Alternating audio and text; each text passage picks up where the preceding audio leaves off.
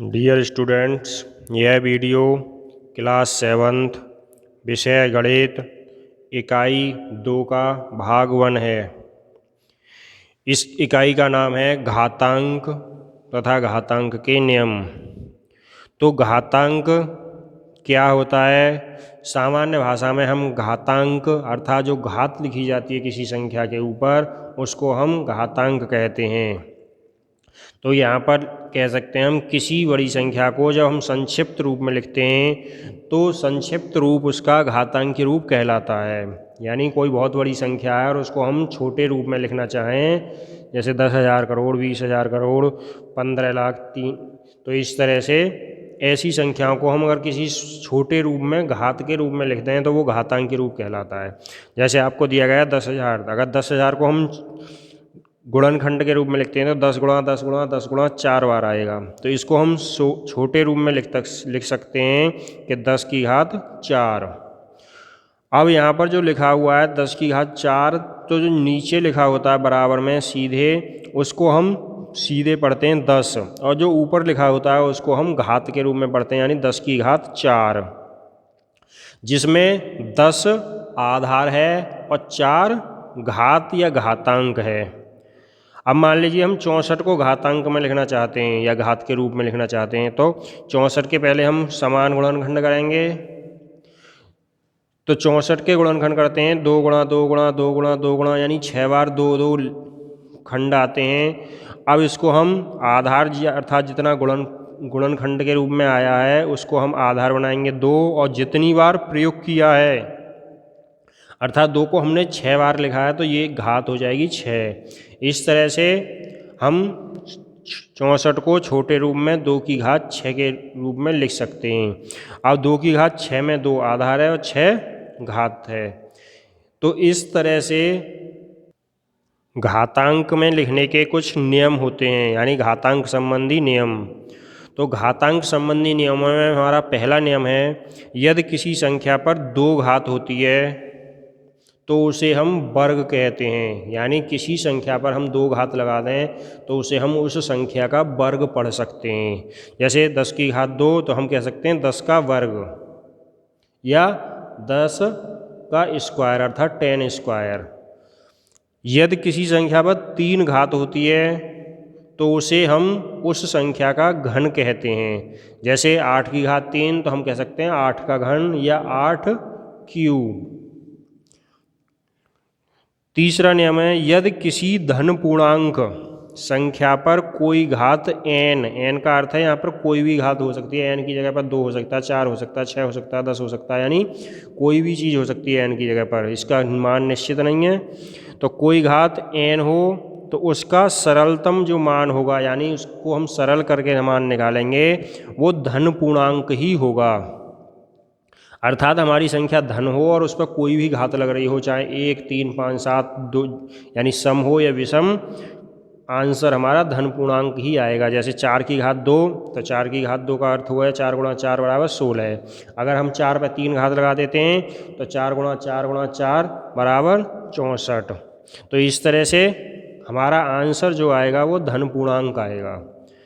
चौथा पॉइंट, यदि किसी ऋण पूर्णांक संख्या पर, यहाँ ध्यान रखें पहली धन पूर्णांक थी अर्थात धनात्मक संख्या थी, यहाँ ऋण पूर्णांक अर्थात ऋणात्मक संख्या है, और ऋणात्मक संख्या पर सम घात हो, घात यानी सम और विषम आपको पहले बता दिए गए हैं, तो सम घात हो अर्थात 2, 4, 6, 8 इस तरह से कोई घात हो तो उसका मान सदैव धन पूर्णांक आता है। जैसे मान लीजिए 3 पर घात -3 पर घात लगा दी 2, यानी -3 ऋणात्मक संख्या हो गई, और ऋणात्मक पर घात लगाते हैं 2 तो आंसर प्लस का आएगा 9, यानी -3 गुणा -3, इसलिए ऋण गुणा ऋण अर्थात माइनस का गुणा प्लस होता है, तो हमारा आंसर प्लस के 9 आएगा।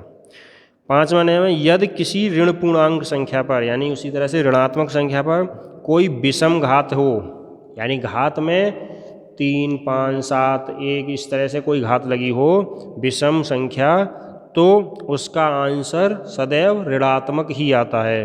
जैसे -4 पर घात 3 लगा देते हैं तो इसको सरल करेंगे -4 गुणा -4 गुणा -4, और इस तरह से हमारे 3 माइनस हो जाएंगे, यानी 2 माइनस का प्लस और फिर प्लस में माइनस माइनस, तो इस तरह से आंसर आएगा -64।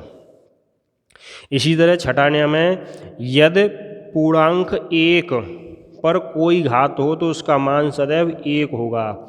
यानी आधार हमारा 1 हो, किसी संख्या का आधार 1 है और उस पर हम घात कितनी भी लगा दें, चाहे 5 लगा दें, 2 लगा दें, 10 लगा दें, 100 लगा दें, यानी कितनी भी घात लगा दें, लेकिन आंसर उसका 1 ही होगा। तो इस तरह से ये कुछ जरूरी नियम थे जो घातांक संबंधित हैं। तो घातांक से संबंधित आपकी एक्सरसाइज आती है सबसे पहले 2a का पहला क्वेश्चन है -2⁻3 सॉरी -2/3 का मान है। यानी आपको ऑप्शन में विकल्प में उत्तर दिए गए हैं, उनमें से आपको सही उत्तर छांटना है, लेकिन पहले हम इसको सरल करेंगे, आंसर क्या आना चाहिए। तो -2/3 इसमें माइनस लगा हुआ है, तो पहले हम इसको गुणन के रूप में लिख लेंगे, यानी संख्याओं को घात को हटा के उसका विस्तृत रूप करेंगे। तो 5 घात है, अर्थात इसको हम 5 बार लिखेंगे, -2/3 -2/3 -2/3। तो हमने ये 5 बार लिख लिया। 5 बार लिखने के बाद हम इसका गुणा करते हैं। तो पहले तो हम चिन्हों का गुणा करें, minus minus plus, plus minus minus, minus minus plus, plus minus minus, यानी माइनस आएगा। या हम सीधे ये समझ लें, अभी आपको नियम बताए गए थे कि माइनस ऋणात्मक संख्या पर घात विषम हो तो उत्तर सदैव विषम आएगा, सॉरी ऋणात्मक आएगा। तो विषम घात है, इसलिए ऋणात्मक उत्तर माइनस का चिन्ह हो गया।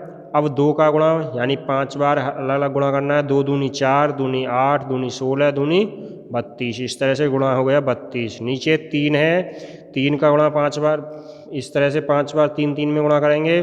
3 तिया 9, तिया 27, तिया 81, तिया 243। तो आंसर हो जाएगा -32/243। तो हमारा आंसर यानी विकल्प सेकंड सही है। इसी तरह दूसरा क्वेश्चन है 3125 का घातांकी संकेतन है, यानी ये घातांकी रूप में लिखना है। तो 3125 को हम गुणनखंड पहले विभाजित करेंगे, अभाज्य गुणनखंड करेंगे इसके, और अभाज्य गुणनखंड करने के बाद उसका देखेंगे क्या आंसर आता है। तो 3125 या 3125 के गुणनखंड करते हैं हम, तो 5 5 5 यानी 5 से संख्या विभाजित होती है और 5 बार इसके गुणनखंड होते हैं। तो इस तरह से गुणनखंड होंगे 5 गुणा 5 गुणा 5 गुणा 5 गुणा 5, यानी 5 को 5 बार गुणा के रूप में लिखना होगा। अब हमारी संख्या धनात्मक है, इसलिए धनात्मक रहेगा सीधे। 5 आधार हो गया 5, और 5 को 5 ही बार प्रयोग किया गया, इसलिए घात भी 5 हो गई। तो इसका विकल्प फर्स्ट सही है। तीसरा क्वेश्चन है 2⁻7 का मान है।